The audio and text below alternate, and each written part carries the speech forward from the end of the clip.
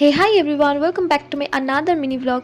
পুজো তো প্রায় চলেই এলো, আর পুজোর কেনাকাটা নিশ্চয়ই সবার শুরুই হয়ে গেছে। আজকে কিন্তু আমার ডেস্টিনেশন ছিল গড়িয়াহাট।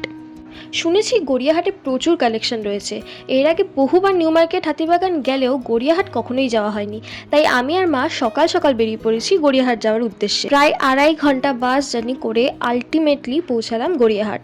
আজকের ওয়েদারটা এতটাই বাজে ছিল, না ঠিক করে শপিং করতে পারছিলাম, না ঠিক করে ভিডিও করতে পারছিলাম। বৃষ্টি পড়লেও আমরা কিন্তু ঘুরে ঘুরে টুকটাক বেশ ভালোই শপিং করেছি।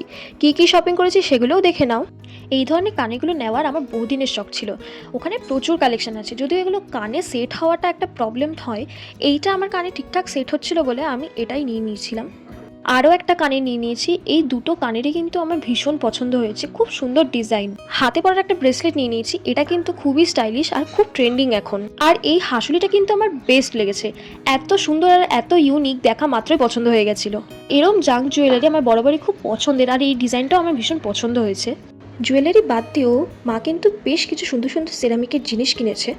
যাই হোক, মোটামুটি বেশ ভালোই শপিং হয়েছে। আজকের ব্লগটা এই অবধি, দেখা হচ্ছে নতুন কোনো ব্লগে, আর ততক্ষণের জন্য টাটা।